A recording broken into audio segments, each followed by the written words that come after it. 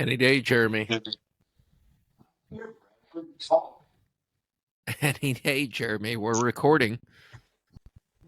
I was there and you weren't. My phone, I didn't realize how low my phone is.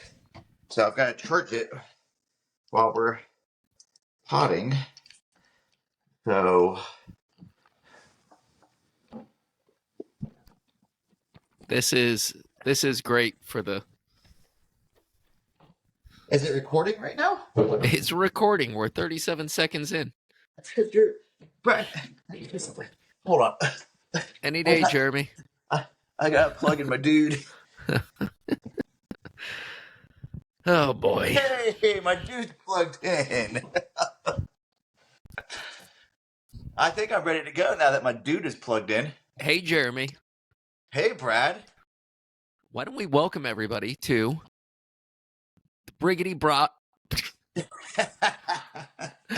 Briggity Bro Bob's Running Podcast. The Briggity.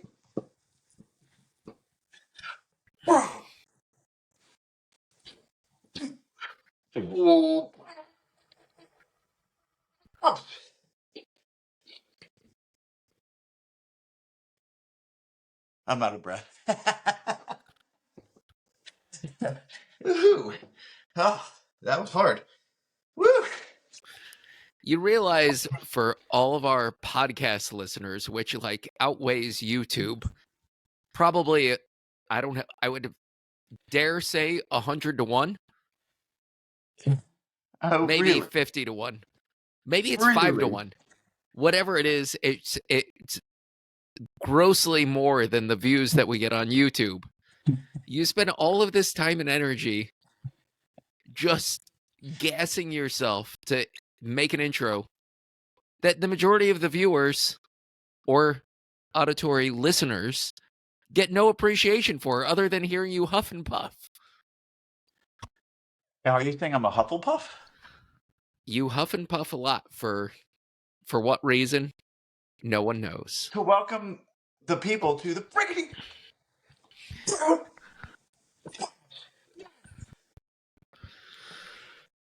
You're the same color as that maroon sweatshirt you're wearing. This is not. I wore this to the thing today, to the college counseling thing. That's fantastic. Quite dapper. People were like, who is that gentleman? And I was like, I am me. Did anyone even introduce themselves to you? Yes, I met a number of people I didn't know. Probably 12.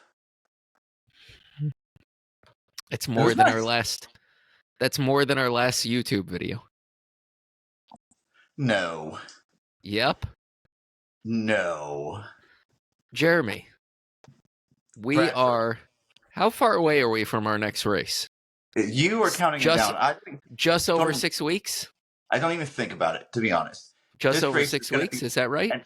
Something like that. An absolute less than 6 weeks. 5 weeks, 4 days. This race is going to be an absolute catastrophe for me. So if I can get through it, fantastic. If I can't, I don't even care.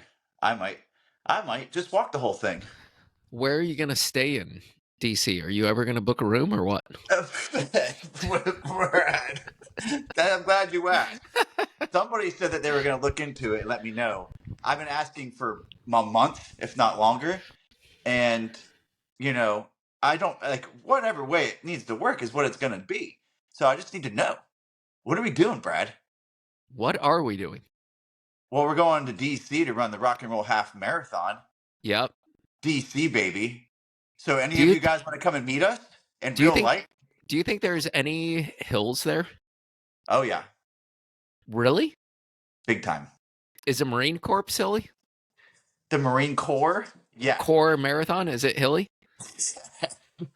Is it? Yeah, it is. It's not like crazy hilly, but it's got some significant hills. Like the last quarter mile, not the last quarter mile, like 10th of a mile, like at the very end, it's just like straight up a hill like this. They get you. They get you. Big time. Again, so for a podcast, if it's straight up a hill and then you go like this, what does this mean? Probably, I would say it's close to 80 degrees is what it feels like.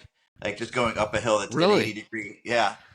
I'm sure it's not that, because that would be nearly impossible to do, but I'm thinking that It feels like I'm that. I'm basically 100% sure they're not allowed, surely not in our nation's capital, to make roadways that are at an 80% incline. Look, who knows? Like, I'm not going to put it past No, them. I It know could be, actually. listen, it could be the road going up to the White House or something. Think about it. If you have something like that, how could anybody possibly ever try to attack? You couldn't drive up that bad boy. You couldn't do it. You barely. You'll have to have ladders, and then we can just tar and feather them. Let's bring it back to the old times, baby. See, I'm being thoughtful. Sometimes going forward is not really going forward. Sometimes going forward is like going backward. Oh, this is going backwards for sure. It's better than the last one we did. Talking about going backwards, how's your running? Going forward. So that's Is a good it? thing. As much as it can be, I ran So 4 times. you went backwards for 6 weeks and now we're going forwards again. Now I'm no. I'm just not going backwards as fast. I would So say any progress versus I don't know how much progress is being made, basically Brad. all you have to do is run and you're getting in better shape than you were. So I ran 4 times this week. So like I said, I was going to double what I did last week. So I ran 4 times this week. That puts me at a total of 7 times this year. 7 times I've run this year. In how many days? 36 days. So, Well, you 3 know, weeks ago you did a whopping 3 miles, then you did 6 miles, then you did 15. So and you've a been quarter. over doubling. You've been doubling plus your mileage each week. That's Reckless. you're talking Absolutely about reckless. reckless. Brad, I don't want to hear this Reckless. nonsense. Brad, can you tell us about your running? The most you've had to this before this week has been what, 30 miles? You said. Before this week, 30. Yep. Yeah. And then what did you do? 36.75. That's if I was going to That's a double it. 20%. That's If I was 20%. if I was going to double it though like you did, I'd be doing 60 miles. Brad, it's And obviously easier to double the I lower mileage. obviously know that's not healthy. You should be adding 10% a week. Yeah. Well, you added 20, Brad. So that 3 miles, I would argue, was reckless in week 1 because you did it all in one fell swoop. Should have gone 3 days at 1 mile a day. Right. And then 1.1 for 3 days. Yeah, because that'll get me there real good. Jesus, I wouldn't be able to run a marathon in a year. Not my problem. I think somebody's trying to keep me down, Brad. Nope. I think you're sitting back. I think you have like some kind of doll on your end, and you just have like a needle, and you keep like with my face on it, and you just keep putting a needle into my Achilles. It's like, got you, dude. A voodoo doll? That's what I was thinking. Yeah, I couldn't think of the specific religion. Knew it was one of those dolls that it was a facsimile of like what that person was. But yeah, a I voodoo might get doll. a voodoo doll of Jeremy and just Then I could just use that as my excuse for everything. It'd be great.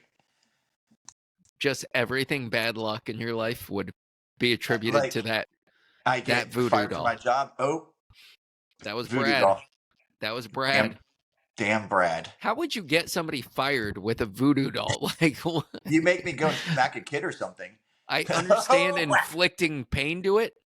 No, you just have my arm like randomly go out like this, and I'm just walking by and I smack a kid. Probably not ideal. I wouldn't do that, by the way. That's against my morals. But you could make me do it if you had a voodoo doll of me. And so, how is this egregious incline of running gone for you? My Achilles doesn't hurt any worse than it has hurt. That's So good. that's good. It's not any better. Like every day I wake up, I can barely walk, and then I get to the point where I can walk. It is tendonitis because it does lessen as the day goes on, and I'm moving more. But every step I can feel it.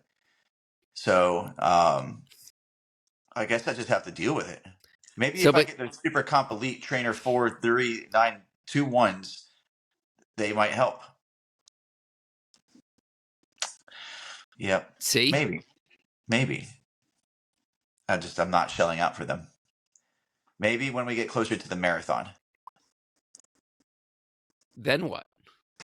then I'll get them. I can save for them. What I is can- this motion? When we get closer to the marathon. I'll start saving for them, buddies. So how many miles are you going to run this week? If I stick to the plan, I'm doubling, baby. I'm running eight times. I'm running 8 days this week, and I'm doubling from 15 to 30.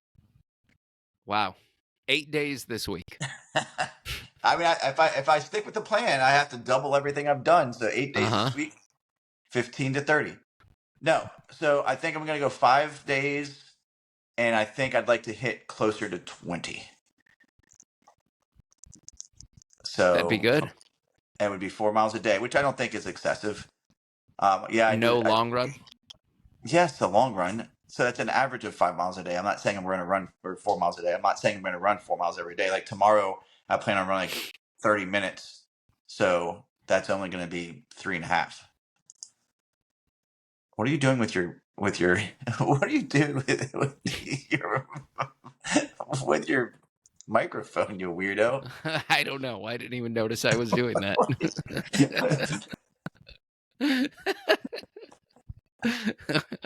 That was lewd. That was weird, Brad. That was lewd. I think now we can't even have we have to put I don't know, have we cussed yet? This one? Parental advisory. Parental advisory, Brad, because of you. I'll have to blur it out.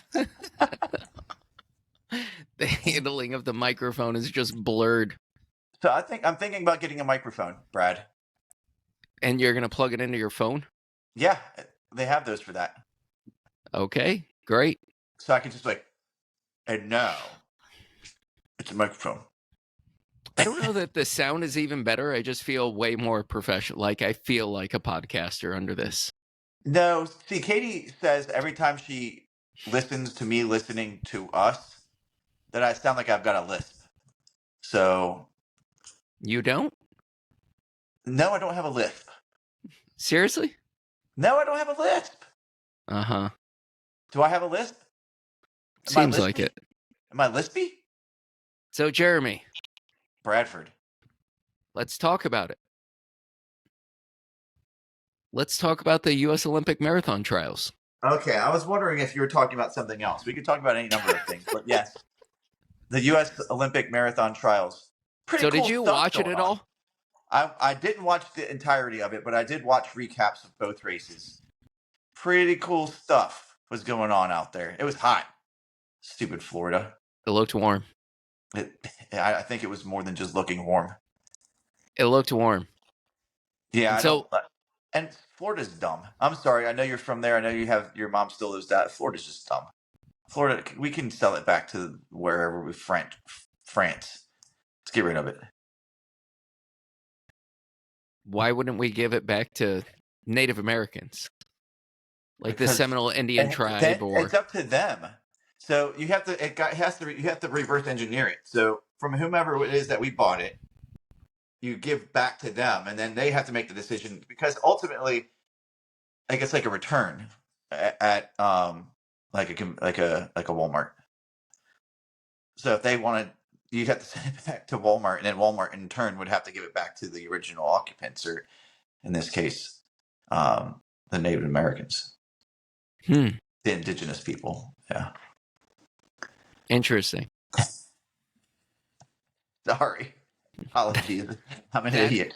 That's some take. But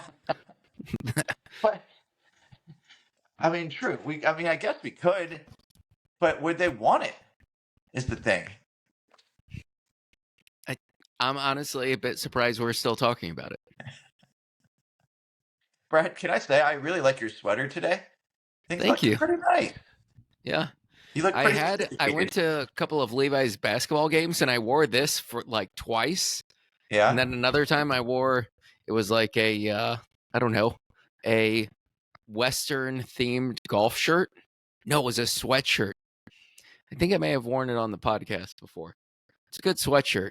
And Levi's basketball coach, and he came up he's like, "Is this your whole new vibe, like Southwestern vibe. Like he goes, not that I'm against it. It just seems like you've really gone this direction. And I said, well, you know, I'm starting to hang dream catchers off of my rearview mirror, and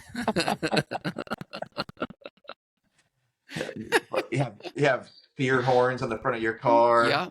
yeah. Good. Our house is Yeah. covered in like Southwestern themed. It's got like Kachina dolls and Sounds great, Brad. I can't wait to come visit again. like Taking it Western themed paintings. Yeah. So, are you going to take us on a tour? I'd like to see this. You're paneling. All right, can we get back to the Olympic marathon? Oh, it was in Florida, which sucks. But yes, let's go. So one, I'll give you a couple of takes. One, I honestly thought that the routing, the entire atmosphere that I saw in Orlando was awesome. Yeah. So I don't disagree with that. The way that it was routed, the way, yeah, and I think maybe I had a greater appreciation for it. One, because the entire U.S. Olympic Trials village was all around Lake Eola. So I've got an office in like right on Lake Eola, on the opposite side of where their village was. And then the village was right in front of Disney World's amphitheater. So if you ever see a picture of downtown Orlando, there's always an amphitheater. It's typically painted in rainbow colors. My dad built that for Disney World. No shit. Yep.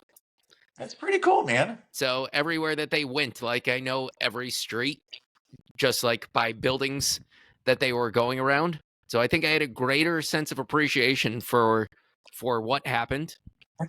But I heard that the like downtown was just an absolute zoo. So with all the lane closures didn't obviously help, but there was just runners everywhere for the entire week. If like watching on social media, there was a bunch of like Hoka had its own little village and coffee shop and group runs, and I think I had a friend who went down there with Hoka to watch. Oh yeah, yeah. His name is Mark. He works at the running shop that I used to go to frequently. It's pretty cool. So you just mentioned Hoka. I just figured I would let you know that I had a friend who, like, it gives me some clout. Are you really friends with him? Do you have his phone number? Yeah, I do. When was the last time you've called him? I mean, I haven't called him in a while, but I mean, last time I saw him was when you were here. It's a real close friend. I didn't say he was like my best friend. I know, but when we were in Virginia Beach, you had to introduce yourself. Like, hey, Mark, I'm Jeremy. Do you remember Jeremy Clover? No, we used to work together. I did not have to be like that, no.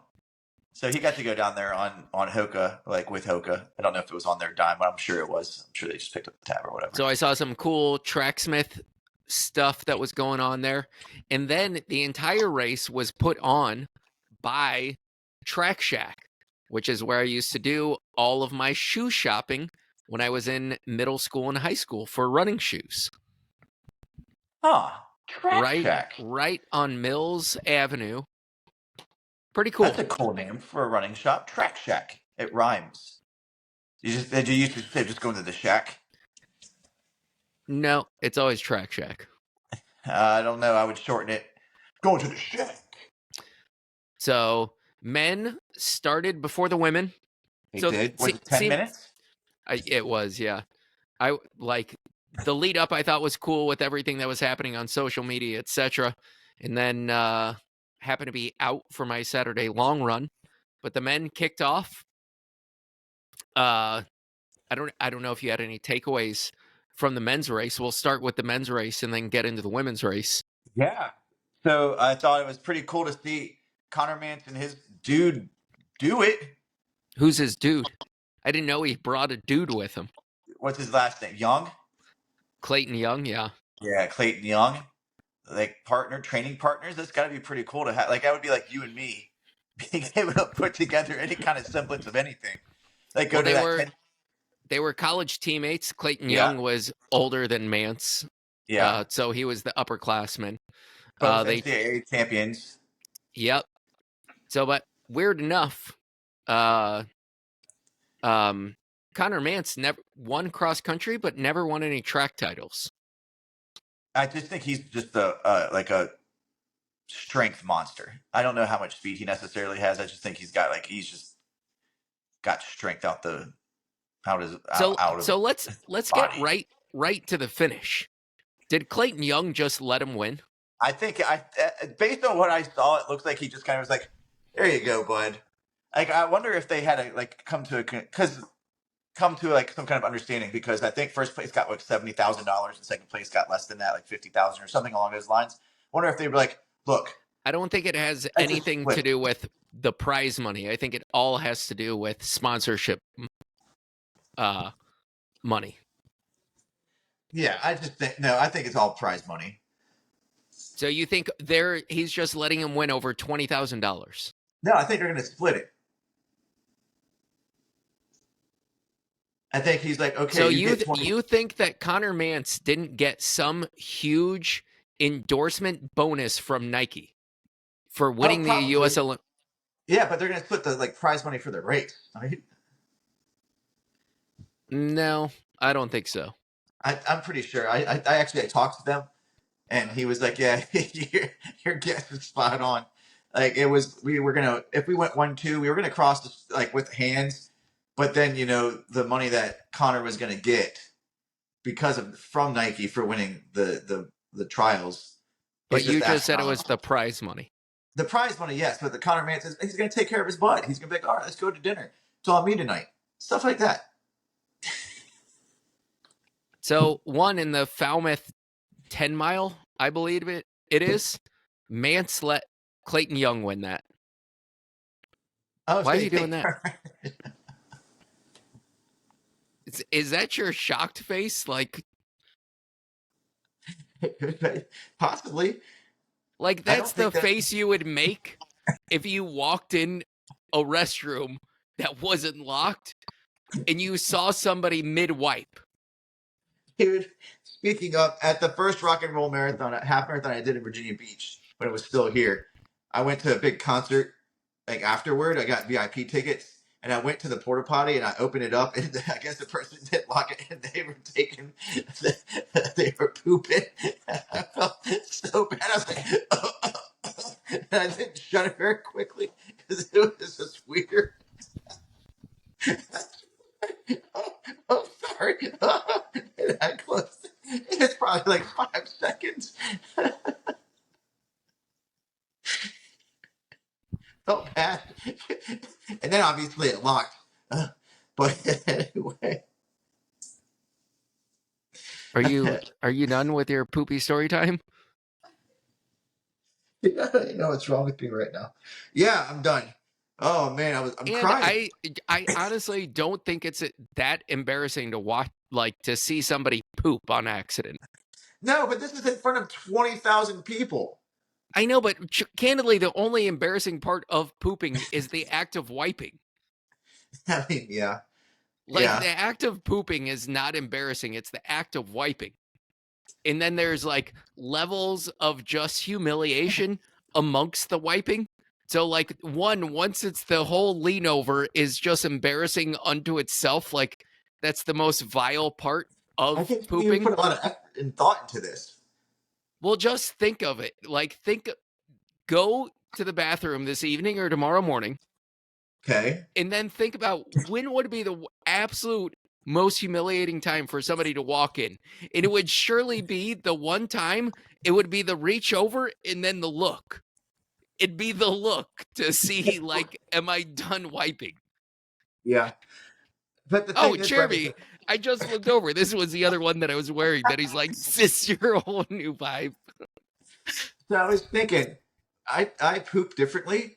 So what I do is I crawl up onto the seat and I face the wall, not away from the toilet, and I just like sit on it. So I think that would be weird for somebody to walk in on me doing. Wait, it's like you sit in a chair backwards so like you can rest Yeah, on but the I'm not actually sitting on it. My feet are on the toilet seat, and I'm just Oh, it's squatting yeah, down. an Asian dump. Yeah, just right into it. Okay. So that causes for less wiping. Yeah, it's an Asian dump. Yeah, I do that. One, I don't believe you can get into that position. Wait, hold on. I'm on a chair right now. Hold on. I Here we think go. that, yeah, now you're just sitting on the table. I'm not sitting on the table, bro. Yeah, you are. And again, Jeremy, I don't know why you can't get this through your head that this is a I'm well aware podcast. that people are not watching this, but perhaps if they know that I'm doing weird shit, that they will watch it. Demonetized right there. We've gone now 25 minutes and 50 seconds before Jeremy ruins it. By what? Profanity, Jeremy. I already said it once before this too. Absolutely filthy. Well, Brad, you gotta let me know we're monetizing. We've been getting I keep getting notices from YouTube saying you've hit every metric to start making money except for Jeremy Clover. He's ruined it for you. Me specifically, that Yeah. Jeremy Clover is keeping you back. It's It holding you is, back. yeah. So Huh. anyways, Clayton Young did Yeah. not let Connor Mance win just for the prize money of the Olympic trials. That's not what I was told, but you go ahead. Continue on. There's no way that Nike doesn't have a bigger performance bonus than ASICS. So you think that it was? So you think ASICS is going to give him money to come in second? What are you talking about? Who is sponsored by ASICS? Clayton Young. Okay, that's what I'm saying. You think Clayton Young's going to get money from ASICS for getting second place, and he wouldn't rightfully get more money from them for getting first? Why don't you just think about what I just said? Can you repeat what I just said? Yeah, Nike has more money. Right. Exactly. So who would make more money in that scenario? I would think that Clayton will make more money from ASICS if he gets first. Regardless if Connor got second, he would still, I'm sure, get a significant amount of money. So you think the performance bonus for getting first is more from ASICS than Nike? I didn't know, but why does it matter? Because so put it in this scenario. Clayton's Young performance bonus from ASICS is $75,000. Okay. He has to win. It's all or nothing. Yep. So no American record, no U.S. Olympic trials record. All they were going to do is there was going to be one winner and one person that got no bonus. Yep. Okay. So Nike is going to give Connor Mance $150,000. Okay. And ASICS is going to give Clayton Young $50,000. Okay. Right? Okay. And so why would you let somebody win? This happens in cycling all the time, that they just say, listen, I'll let you win. We split the bonus. Do they split the bonus? What do you mean, do they? Are they splitting the bonus? Has it come out and been said? I have no idea. So it's all conjecture. Again, this is commonplace in athletics that the person with the bigger bonus, like if you're both making the Olympic team, Clayton Young was only going to get paid 50 from ASICS, or he could split 150 from Nike. And get 75. That's the way math works. Yes, that's very good, Jeremy. So you think I don't know. You don't think he would like to say because what are the chances they're going to medal? When's the last time an American male medaled? Galen Rupp. Oh, that fucking bag of dirt. Okay. Before that. What do you mean before that? You just asked the last time they medaled. I named the person, and you're like, yeah, well, that doesn't count. Like, go back even farther. Now you're saying, like, current marathoning means nothing. Like, let's go back to the point when Americans were just awful. I didn't say that. Okay. So here we are. So, okay, neither of them are going to medal. That's unfortunate. What does that have to do with the Olympic trials? You have no patriotism. What does that have to do with the Olympic trials? Like then, so that way you can say I'm the Olympic trials champion. Which gets you what? Have you ever heard anybody, do they either hang their hat on the fact that they're an Olympian or that they won the Olympic trials? I've never heard anybody say, "Oh, I'm a 3-time Olympian and a 3-time Olympic trials winner." That's because that hasn't happened. What? What? Jeremy, are you awake? Like, I feel like this is the most asinine conversation that we've ever had. It's like you're not even participating. How am I not participating? So you're just telling me, and that's fine, that Connor Mance won because his bonus is bigger and they're going to split the bonus. Yes. So they're just splitting all the money because to win the Olympic trials is another 75K, right? Something along those lines. And second place gets what? 60. Like 50 or 60. So they're just going to make the difference in that too. So the whole thing is just the two of them splitting all of the money. Yes. Okay, that's fine. That's what I was assuming. I told you that and you told me no. I was talking about the money that they're going to make is from their performance bonuses is surely going to supersede the Olympic trials prize money. By not much if they're splitting it. Oh my God. That's math. You said 150. They split it 75. So it's not going to. So what would benefit them each financially more? Well, you're right. I'm not discounting that. I've just made a mention that it's not superseding by much. It's okay to say stuff like that. So you're right. The bonus that they get from their sponsor is going to. But Jeremy, what they're doing is guaranteeing it's like being the last two people in a poker, and they say, well, listen, like, why don't we just split the pot? How many people do that at the World Series? There's a lot of people that do that, Jeremy. At the World Series of Poker? Oh my God. Why don't we just move on? Because this is moving nowhere because you are a fucking wet blanket. You are a wet blanket. Brad. You're a wet blanket and a wet towel. Everything that's wet and uncomfortable, including underwear. That's what you are. Socks. That's pretty miserable too. Look, I'm just trying to make sure that people understand what you're saying. No, it seems like you just can't grasp the concept. I can grasp it perfectly fine. I'm quite capable of grasping. I'm grasping at straws as we speak. Oh, yeah. Yeah, you are. All right, so let's talk more about the men's race, though, because the men's race wouldn't be what the men's race was without... Who, Jeremy? I know, that's what I'm asking you. I don't have my notes in front of me. I didn't watch, but that guy... He had a mustache. Guy? Who was he with? He was Asics? No. Who was he with? Hanson's running project. Yeah. Which so is sponsored by Brooks, right? Okay, yeah. I knew it wasn't a big brand. And I'm drawing on absolute brain fart because I feel like I've just been arguing with you the whole time over nothing. That guy, he really made the race, right? So he just took it out. Patrick? Was it Patrick? Mahomes? No.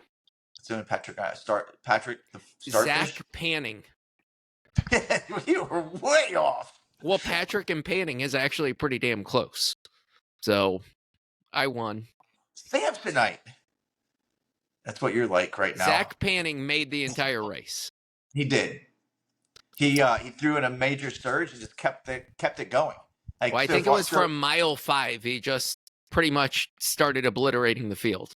Yeah, and just dragged it out. And he stayed until like 21. He was crushing. So what do you think of his racing tactic? I think on that day he felt he needed to take it out. Well, first, because did he have the standard in order to get in? Nope. So he would have to do something special anyway. So like on that day, you have to lay it on the line. If that's your dream, you have to do it. So that's what he did. Like he took it out to a point where he would qualify on time plus his potential spot. So I appreciate it. Well, I think the reason you take it out like that and just go for absolute broke is a chance that they run the a standard to get the third spot. And you're basically assuming, okay, like whoever is following me is just going to beat me.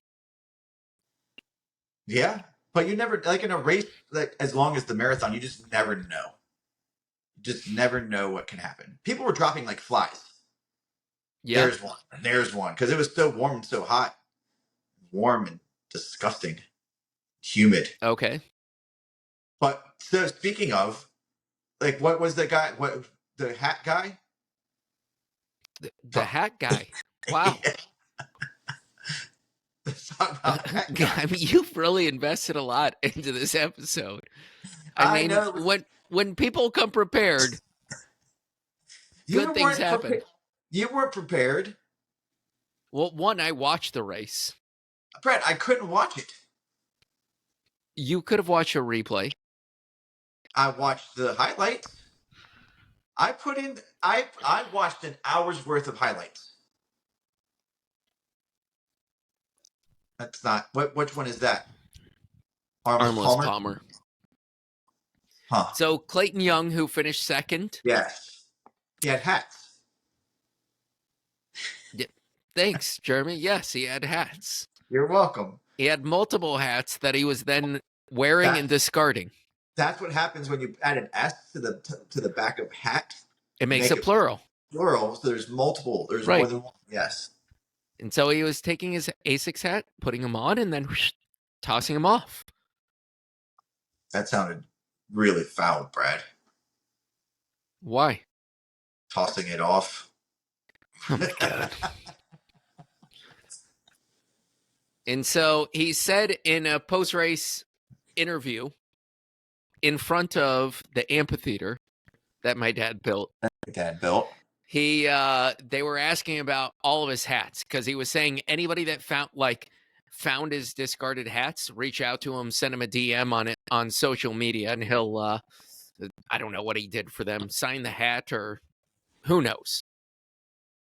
And then he said what he found is there's a rule for marathons where the elite bottles can only be, I think it's like 12 inches high and then a certain width. And so he found it looked like his nutrition bottles were pretty dang small. It almost looked like a little like a what you would hang up in a hamster cage. Oh, okay. So it even had like the little tube on it. Yeah, that's right.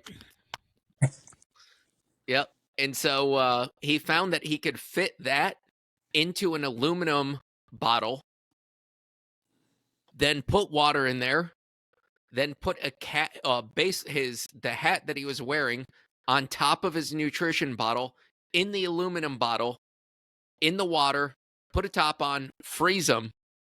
And he said it took about 19 hours until it was thawed out. And in that he could drink both the nutrition and pull the hat out of it. Huh. So I think there's a time limit. I think it's like 24 to 19 hours is the latest you can drop off your water bottles for nutrition. Yeah. And then he would go at each aid station for the nutrition. He would then undo the top of the aluminum bottle, toss off the top, top, pull out the cap, put it on to cool himself down, pull out his nutrition bottle, and keep going. That's called thinking. Something I've never, ever heard of before. So, no, but when you're not used to, where do they train, Brad? They train up north. I watched a couple of their training videos. Oh, really? They train up north? Wow. Yeah, in preparation for the marathon. And I didn't know that. I honestly thought that they trained out west in Utah. Well, that's north and west, yeah. Well, up north has nothing to do with the west. I would know. The northwest. It is not the northwest. The northwest is like Seattle. It's the middle northwest, Brad. Come on. I don't know that this. You are really a wet blanket today. It is awful. Not on my game today, and I apologize for that. I had to work really hard today. So I'm not. Hold on. So one, they train in Utah, which is just west. and north of me. It's at altitude. So, but there's no way That's that they north. didn't. One, they both said that they did sauna sessions like ad nauseum for months in Yeah, preparation for this. And they went to Orlando, I believe, something like 6 weeks before the race. So let's not say it's not like they flew in the day before, like they flew in that's probably what they Friday. did. That's probably what they did. Though. Yeah, okay. I mean, you have to look.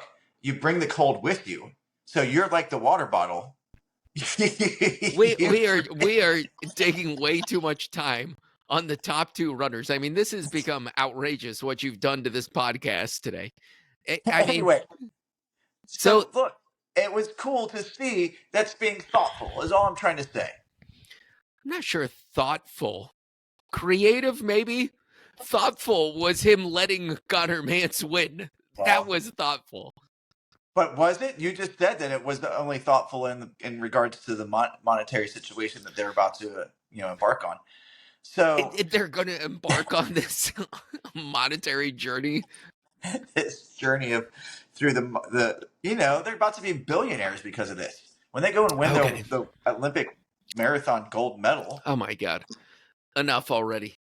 So, But anyway, I thought, wait, was it the same guy? Okay, so what was the guy's name who took it out like a crazy man? Zach Panning. Yeah. Was it also that I saw that he would run on a treadmill with heat lamps like blaring on his face? Just only heat lamps at his face. Well, and like super high humidity, had like humidity going, like the heat lamps are on him, high, like going on like a treadmill, like Maybe. I don't know. I thought that was that guy. He's So that's part of another way. Hanson's, and they spent 2 months in Orlando pre-race. Yeah, but you have to have more than that. You need to just prep. Like you need to live in a place like that for years, if not decades. Obviously, that's not the case because the two winners have never lived in Florida. They did for 6 weeks. You just said years. Look, they're superhuman. That's all I'm saying.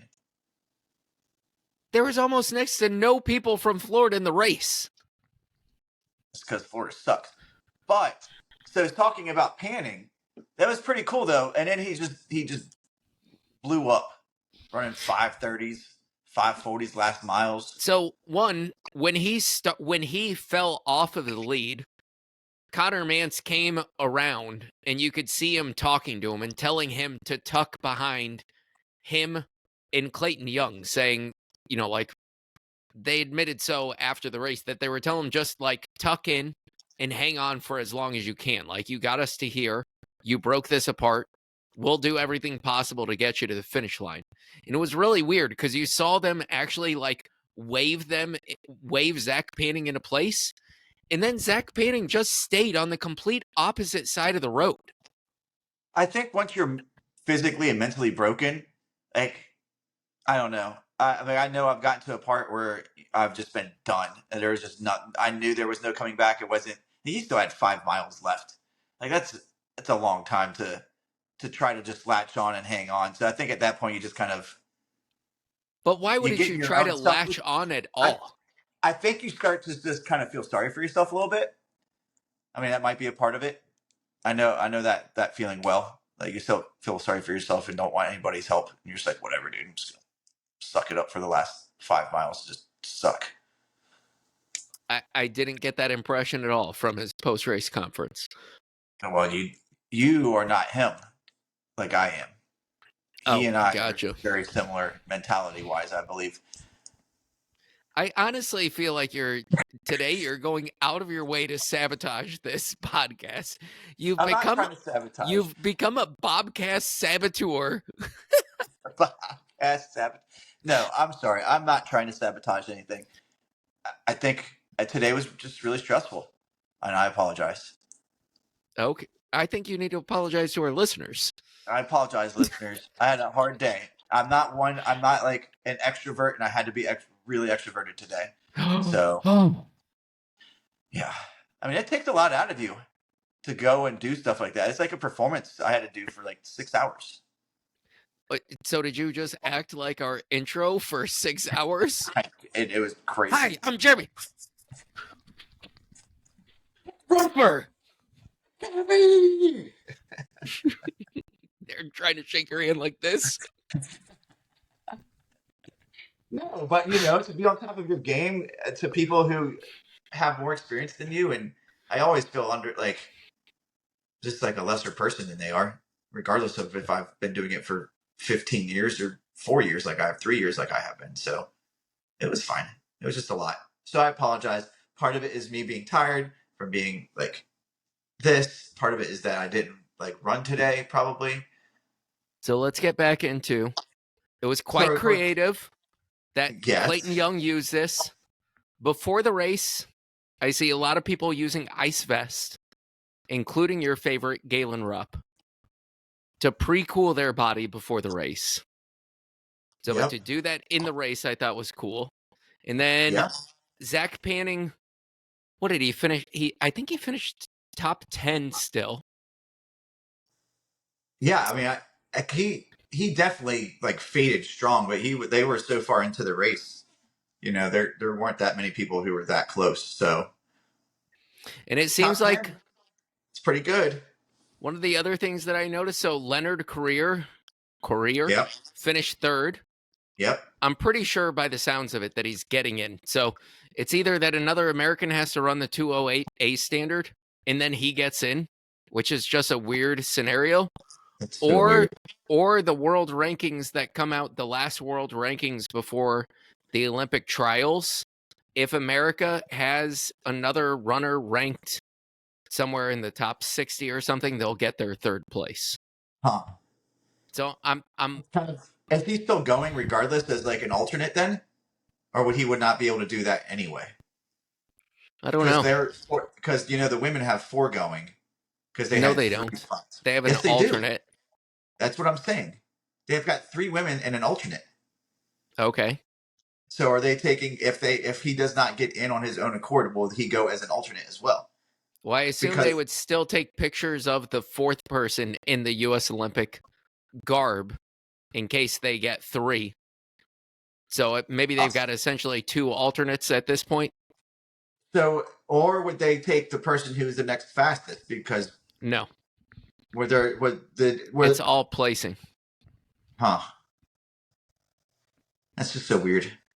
So, that the men's race I thought was pretty exciting, but you could pretty much tell as soon as Zach Panning, when it got down to 3 people, you pretty much knew how the race was going to play out. Yeah. I thought there wasn't really much drama in the race. Connor Mance, bar none, was the hands down favorite for the entire race. And let me tell you though, his Young looked super smooth at the end. I bet if it came down to an actual race where they were vying for whatever, I think he would have had his number that day. Well, I think he had the second fastest time going into the Olympic trials for this cycle. So, I know a lot of people didn't pick him, but just based off of the time, their training partners, their times weren't too dissimilar. Mm-hmm. Clayton Young probably was the second ranked runner going into that.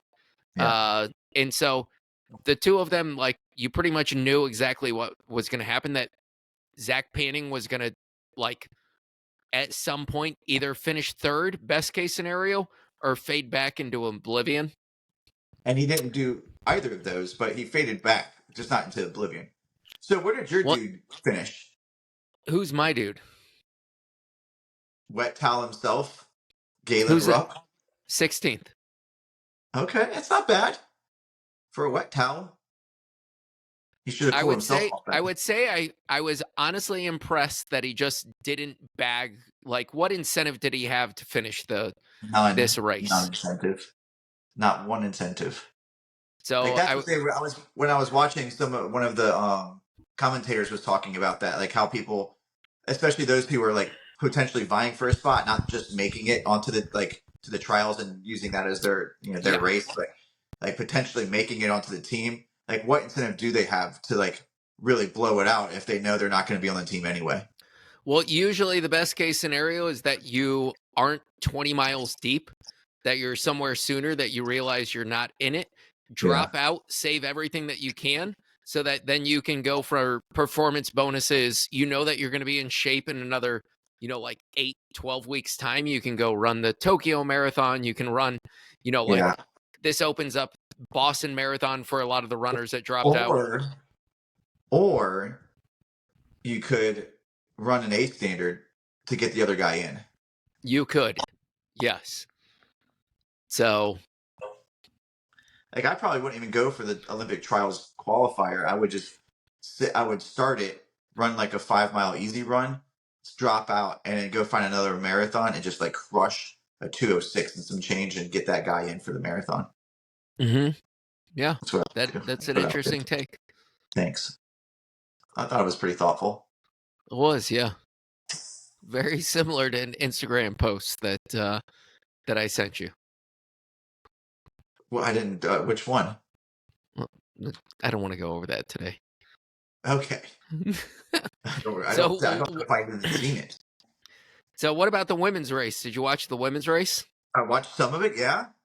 Your girl Emily Sisson. It's my girl. Then you choose her on your team? I you know what? Now that you say it, I believe that I did. Yeah. So that was good. I think you had Emily Sisson on your team. So this Fiona O'Keefe, just was a solo picture for the majority, what seemed like half of the race. Debut marathon. Yep, qualified through the Houston half marathon. Yeah, and then just throttled everybody. Like never came back, never gave up. But I will say, like, for as anticlimactic as I felt the men's was, the women's did not feel this way, despite Fiona O'Keefe being out in front for what seemed like half of the race. You felt like, well, maybe in the next mile she's going to fall apart.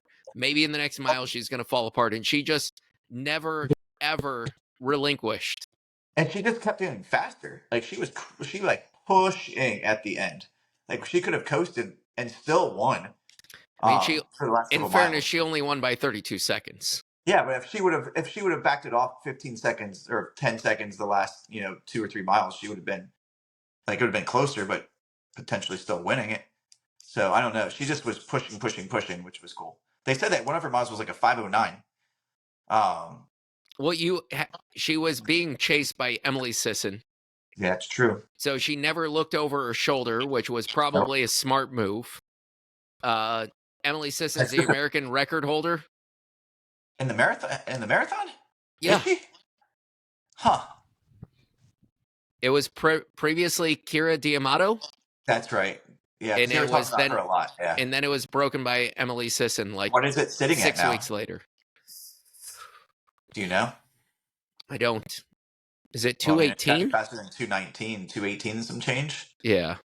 Yeah. I mean, that's a far cry from the freaking world record. It is. So I'll come back around to a couple of these pieces, but some interesting pieces here. Then Dakota Lindworm finishes third. Yep, third. Which seems like, I can't believe that anybody pre-race was talking about Fiona O'Keefe or Dakota Lindworm. No, not at all. They were just mentioned when I was watching the recaps. They were just mentioned and being in that top group. They were still talking about Sarah Hall. They were still talking about D'Amato. They were still talking about those athletes. Obviously Emily Sisson, but those other two girls were not mentioned except for in passing. Yep. Until it became apparent that they were doing something special. So then, fourth place, Jessica McLean, unsponsored athlete. Yep. Pretty wild. Fifth place, Sarah Hall, in a new Masters U.S. record for the marathon. 40. Yep. So new Masters record of 2:26:06. So what was so I know the Olympic trials record was broken by O'Keefe. Fiona O'Keefe, yep. Yeah. But I'm pretty sure Emily broke it as well. Did the third place person break it too? Because I think it was 2:25 and some change. I don't know what it was, 2:25 and what change though. I mean, Dakota Lindworm, it went 22, 222, 10, 222, 42, and 225, 31. Yeah, I think that would she was, I don't know, probably on the cusp of breaking it if she didn't. But that's pretty remarkable stuff in a a hot day like it was, obviously. Um, for two like unknowns to come with like break it and then come within striking distance if she didn't break the old one. Like that's pretty remarkable. Yep. And then a couple of notable. So Kira Diamato dropped out. Des Yep. Linden, who's always a good story, finished 11th still, which is Did pretty she? incredible. Yep. Oh, it was Des Linden did. It was Molly Seidel who did not end up running.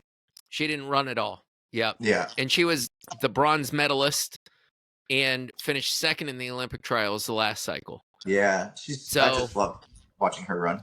And I want to give a shout out to Jenny Simpson from Orlando, Florida. Went to Oviedo High School, which was a rival of my Lake Brantley High School. And a little known fact, it's well known in the running circles, in the running community, but a little known fact, nationwide, I should say, the U.S. Olympic trials are, I guess, a worldwide event, but it's near and dear to the U.S. citizens. Both Jenny Simpson and yours truly are Seminole Athletic Conference champions, the both of us, in the 1600. Way to attach yourself to her shooting star. Way to go. I mean, it's just something that ties us together. It makes her near and dear. She's someone that I always root for. I go, look at that fellow Seminole Athletic Conference champion. She and I just tearing it up. Brad, I could do the same thing with Alan Webb. Alan Webb and I, What not about in the same conference, but the same state. I raced against him a number of times, not in college. I know, but were you guys both the same conference champions? No, but I raced against him and we hugged each other one time. Huh. You hugged him? No. I did one of my buddies did race him in the 16 and gave him not really a run for his money, but kind of. I doubt he gave him a run for his money. He ran 4:19. My buddy ran 4:19 and I think he ran 4:11. So can we talk a little bit about shoes quickly? So Connor Mance wearing the Alpha Fly 1s, just tossing aside the brand new Alpha Fly 3s, the world record setting Alpha Fly 3s for the original Alpha Flies. What works for him though, right? So not everybody's going, like you even say, Brad, that not the technology doesn't necessarily like affect the people the same way, right? So he probably has done his due diligence to figure out what works best for him. Well, he said he just didn't, he got them late in his training cycle and he didn't even want to put them on essentially because he was already comfortable in what he was wearing. And that was it. So he felt like there was nothing to even try to change. Emily Sisson, who's a New Balance athlete, New Balance just released what I sent to you, the Super Comp Elite V4. Didn't wear them. That they are out of everything except for a size 10 2E. I think that's saying something. That the people with wide feet want them because that's the only thing we can get. Yep. So Emily Sisson didn't even wear their new super shoe. Yep. So she wore, I guess it's a shoe that's coming out in the fall called the SC Pacer. So she likes a lower stack height. And I guess they did something like she basically, it was a lighter shoe than their like top end super shoe. Just wore something completely different than like essentially what they promote. Yeah. I mean, she knows what works best for her body. I'm sure New Balance spent a lot of time with her to, figure that out too. And then another piece that I found interesting, the Army team.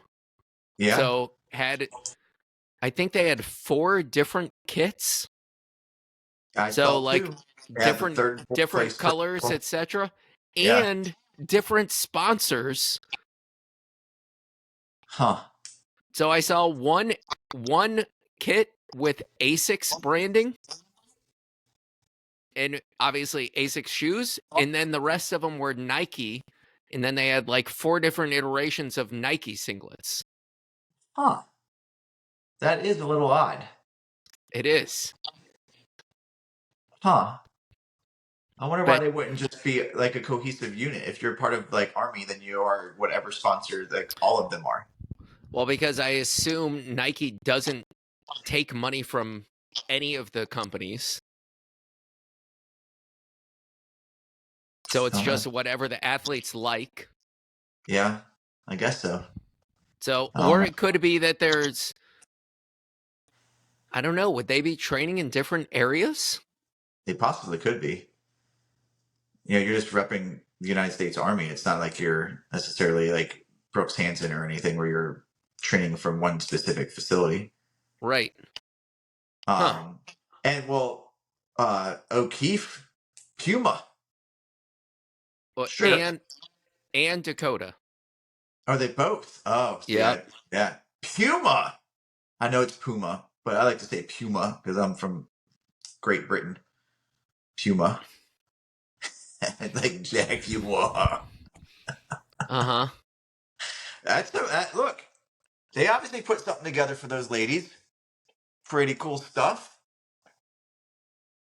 Yeah. Yeah. Did you know? Did you see O'Keefe? Did you notice on her bib? It looked like she was blood. It was blood. What from?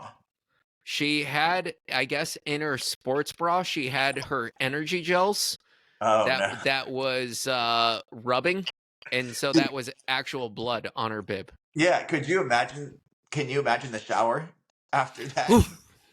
Ah, that's the I worst. mean, yeah, I don't know. It Sounds unpleasant.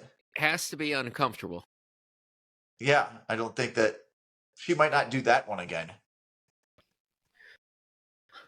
Yeah, I mean, shame on Puma for not having like something made for women to carry sports gels Yeah, like on their bottoms, anywhere, on their candidly, tops. Get them in the armpit, so you have to run like this, like everywhere. out with your arms out. It could Uh, fix a it could, nutrition hat. I mean, where you have it, like it's just like a bucket, and you just have it there, and it has straws coming in. You just Yep, that's kind of like right. they do, with the beers, the beer I, hat. I I knew where you were going with it. Yeah, Yeah, but I maybe the other people didn't. So I you, don't take our audience for idiots. I've met a lot of so these people, and they all seem pretty sharp. oh yeah. Which team do you think has better chances at the 2024? Is it Paris Olympics? Yep, Which team do you men think or has better women, chances? Yep. Just performance. Doesn't even matter like as far as like medals. Obviously medals count if they get medals, but like just overall performance, who do you think's gonna so stand let's out? see. Last running cycle, um, no men medaled, but why am I drawing a blank on her name? You just from Notre Dame, who Oh, she Molly Seidel. Molly Seidel won the bronze Yeah. 3 years ago. Yeah. And so how are we looking at which team is better? Just who's going to have the highest finisher, men or women? That and like I guess we could take an average as Well, well. you can't if the men only have 2 Top runners. well, you just do the top two. We'll just do the top two. Unless they get a third in, and then we'll do Yeah, the so if top you three. take the top 2, men are going to win. I think You either way think you so? skin. Yeah. Huh. So I think it's going to be like if you had to rank it, Emily Sisson is going to have the best chance. Like if you were betting on this, Emily Sisson is going to have the best chance to be the highest on the finishing list of the women. Why So wouldn't the person who won the marathon trials be that person? well, the same thing happened last year or last Olympics. You can't apply that. You can't apply that. There is no there's no statistical like correlation there. Just because it Be- happened once doesn't mean it's going to continue to happen. Okay, so you can do this at a lot of events. Okay. So, like there's plenty of times that you win the Olympic trials and then you don't do as well in the Olympics versus the second Sure. place. Yeah. So And Emily I mean, you're Sisson, right. Emily Sisson has world championship experience repeatedly. Yeah. So the Olympics is not going to be anything new for her. Right. But the She's marathon Olympics she, will be, because it'll be the first time for her to do the marathon. okay. So, but she's the American record holder. Uh She's huh. run multiple marathons. The winner of this Olympic trials. This was her first marathon. Yeah. But isn't she younger than Emily Sisson? And don't you always say that age takes a part of the racing? It does, but I think the Olympics is more like, can you get lucky at the Olympics and just blow it out with no experience? Possibly. I think so. Well, I, why ask my opinion if you're just going to then argue I'm, about every single one? because that's what you ask an opinion about, is so that you can like hear Argue? their opinion and tell them that they're dumb. Oh, I didn't realize that. Gotcha. Okay.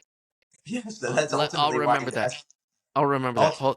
You And always so tell me I'm stupid. I think the men have the best chance. So if you're ranking the top two, Clayton Young and Connor Mance have the best chance to finish highest on the podium versus two American women.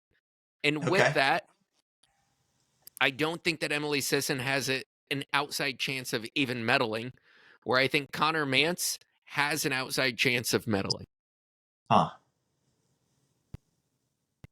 See, I'm going to take the opposite. I think that, I mean, I love Connor Mance. I think he's just a tough kid, like just from watching him race in college and now, like he just seems to be able to find a way to push through whatever pain he's in. Because he always looks like he's in pain. Like he's just one of those guys who just always looks like he's in pain, just the way he runs. Just looks like he's like constantly like fighting against himself. But I don't know. I'm like excited for some young female runners to come up and just like surprise the people, just like Molly did last Olympics 3 years ago. So Molly Seidel, coming out of college, was an extremely decorated NCAA runner, including a multiple-time national champion. I'm aware, Brad. I'm aware. And is that That the doesn't same this year? you can't take away what they just did though. They run a 2:22 in the conditions that were run.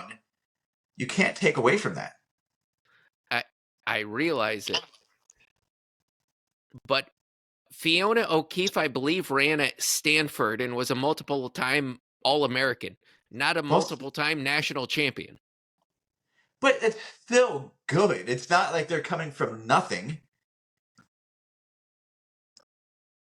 It's not like she's a complete no-name. Nobody said that she was. But But she wasn't even one of the favorites. She wasn't even one of the favorites coming in, and now you think maybe she's going to be a favorite at the Olympics? Why not? She just threw down a race. Maybe she's peaking at the exact perfect time. Maybe Well, then you can say the same thing about Dakota. You could. But she was 3 minutes behind. And then at that point, you could make it for fourth place, the unsponsored girl. If she happens to get in the Olympics, you could say, well, she might medal. You could. I don't know. I just don't want to. First, I think if you are a decorated collegiate athlete, that speaks volumes, even if you are not the champion. There can only be one champion per race per year, right? So you can't just say only champions will become good runners afterward. Just saying. Okay. You just completely threw her under the bus. You said, nope, Stanford, she was only an All-American, no national champion. She has no chance. Come on, dude.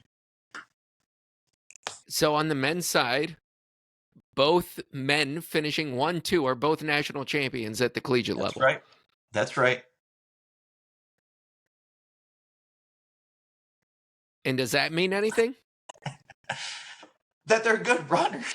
Yeah. So all it is you just have to be a good runner and you can be an Olympic champion. Yeah. Why do you have to be a champion to be a champion? Well, because it's part and parcel of the name, first and foremost. I'm talking about an NCAA champion Why do you have to be an NCAA champion in order to be a medalist? You don't. I would beg to say that most people who are medalists, I don't know. I can't say that because that's probably not true. There probably is a little correlation there, but I don't think it's definitive. Well, we're now completely out of time, but one of the things that I did want to bring up, so the men's field has been consistently for a number of years, somewhere around the 150 mark of runners. Yeah. In the 2020 Olympics, was it 2020 or 2021? 21. It was 21 because of COVID. Because of COVID, yeah. So that Olympic trials, same number of men, 511 women. Maybe I'm off just a little bit, but it was 511 women. The cutoff at that point to qualify for the Olympics was 245 to get into the Olympic trials. They ran it down to 238 for this Olympic marathon trials, down to like 140 women. Good. So 7 minutes cuts off something like 400 people. Yeah. I think that, like, just think, the faster you get, the harder it is to get fast. I think, 7 minutes is a long time when you're running really, really fast, like these ladies are and these gentlemen are. So to run, if you run a 2:06 for the marathon, that's crazy fast. Good luck getting a 2:01. It's only 5 minutes, but those 5 minutes, you're talking like it's crazy. So that's good. It's good. I think it's going to be, look, in 2028, I'm going out to LA to watch the 2028 Olympics, and we're going to go together. So it'll be fun. We can cheer on Connor. We can cheer on Connor Mantz then when he's going to actually medal. Okay. Yeah. I think. Did you see Sam Chalanga was one of the favorites going in? I did not see that. Little known fact, Sam Chalanga and yours truly, Big South champions. Yeah, I was on that team, Brad. No, I'm saying like in track and field. When were you ever an individual Big South champion? I never said anything about an individual. When were you a Big South champion? Distance medley. Oh, yeah, I could have been that, but then we got screwed over big time. Were you there for that race indoor? Nope. Did you hear about it? Yep. Fucking hell, dude. There goes another $6,000. We were gonna make $6,000 off of this. Just that last moment, they were talking about this is called weaving the whole story together, and how the Briggity Bro Bobs are integral part of the running culture. Sam Chalanga, national champion, Big South champion, Brad Legg, Big South champion, but not never qualified for nationals. But never individually. He might have been a DMR champion. I don't know. Yeah, but you were never individually. Who was on your team for that DMR? Growly.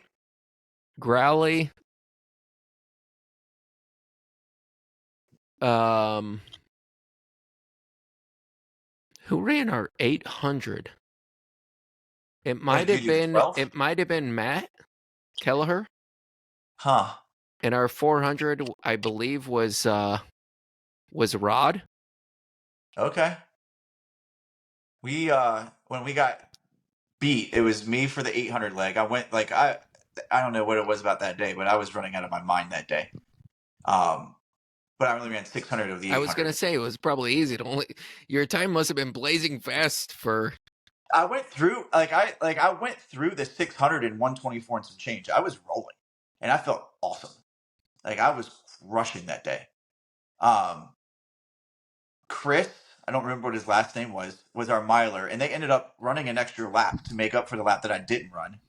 But we all got DQ'd because, we handed off early because we were the mile leg was shoved out onto the track a lap early by the officials. And then when they figured it out, they're like, oh, you last two, come here. That's not right. So the last two places got first and second, and nobody else got anything. So that was a lot of fun. And I can't remember who ran our 12. Was it Dan, possibly. It would make sense if it was Dan. Well, that's the first leg. Yeah, it would make sense if Dan was first leg. I don't know who ran our quarter mile. 1200, 400, 800, 16. Yeah, but I was rolling that day. I just remember how good I felt. I know. I don't know. I guess that's something you'll never have in common with Sam Chalanga, like myself. You're such a douche. Such a douche. You know, you have to latch on to other people's, like I said, rising star. No, it's just something like when I see these people out in public and they come up and they go, Brad, couple of Big South champions, and I go, yeah, well, I mean, you're a little better than me, but we do have that in common. It's a little better than me. Jesus Christ, you Brad. beat Galen Rupp in a kick at the NCAA championships in cross country, and yeah, I watched it. But the one thing you'll never take away from us is Big South champions. At the same time? No, he was much younger than me. You can say that about anybody who was a Big Well, South champion. I'm not the same age as Jenny Simpson either. We're just both Seminole Athletic Conference champions in the 1600. I thought you were talking about it happened at the same time. No. No, just Oviedo is in the Seminole Athletic Conference, which was my high school athletic conference.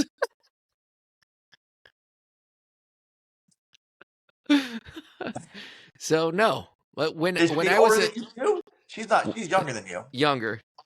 Yeah. So she she's old though. 37, 38. I thought she would be like closer to 40. Nope. One of the greatest NCAA runners in history. That's right. University of Colorado. And a Seminole Athletic Conference champion, just like myself. Look, so I wasn't a Virginia State champion, but I was a Virginia All-State runner. And Alan Webb was a Virginia State runner. He was a Virginia State champion. So, like, at the same time, at the same meet, as a matter of fact. So, I've got that too. That's great. The former American record mile champion. I ran in his first college cross-country race. He was pretty good. His first college cross-country race was at Winthrop University. Was it really? What is it? Big South? It wasn't Big South. What was it called? Great American Cross Country Festival. Yeah, with Michigan. Yep. And Nate Brennan, who's a local coach in Ohio now, here in Northeast Ohio. Huh. Small world. Kind of like me, Sam, and Jenny Simpson. It is a small world, Jeremy. But you know what it is? Is like when you get to a certain level, the world becomes a lot smaller. That's completely true. Right. So you think how many 1600 meters Seminole Athletic Conference champions have there been? I mean, there's not many, and me and Jenny are two of them. What did you run for your championship time? I can't hear you. Did her time beat your time? Because I know she was like a 1600 meter kid. I don't know. I haven't looked it up. I just know that we're both on the wall. I don't know what wall. Were you sub 425? No. It was, I think we went out, I want to say somewhere around 80 seconds. Oh, Jesus Christ. Wow. Like, do you remember the Penn relays where they they got the batons and just literally practically walked? Yes. And the Villanova kid ended up out kicking what was the favorite team at that point? I can't remember. Oh, it was King Cheserett. Oh, that's right. From Oregon. Yep. And the kid from Villanova ended up out kicking him in the last 100. So that was essentially our race. Like, it went out excruciatingly slow. I remember it just being an absolute mess. And when I was in high school, a freshman, the senior who was like the number one runner, a guy named Danny Hilly, told me, listen, like every race, just make sure you're if you can be the first one to 200, you'll figure out a way to win. And so that like basically the entire race came down, like we kind of crawled into the last lap, and in the back stretch I made it to the 200 first and just kind of held everybody off. I believe it was a 4:36. So you guys really dropped it down though. From 520 pace to 4:36, yeah. Last lap was 61. Huh. Look at you, fancy pants. I don't know. I don't agree with the if you make it to the first at 200, because I've seen people go absolutely backwards at 200, man. I would never give that advice. That was just the advice that that he I gave lived you. high school by, that if you can make it to the 200, and every race that I won, I was the first one of the 200. See, I was the exact opposite. I was always like the person coming like wide around the curve. I know you're not supposed to run wide around the curves, but I would like be the person who's like just content to chill and just crush the last 150. That's fun. Yeah, it was a lot of fun. Can't do that anymore, but you know. Jeremy, this is it. Right. Sayonara. Good. This has been a long one. Catch you later, bud. Love you, dude. See you, bud. Hey, love you, man. Later.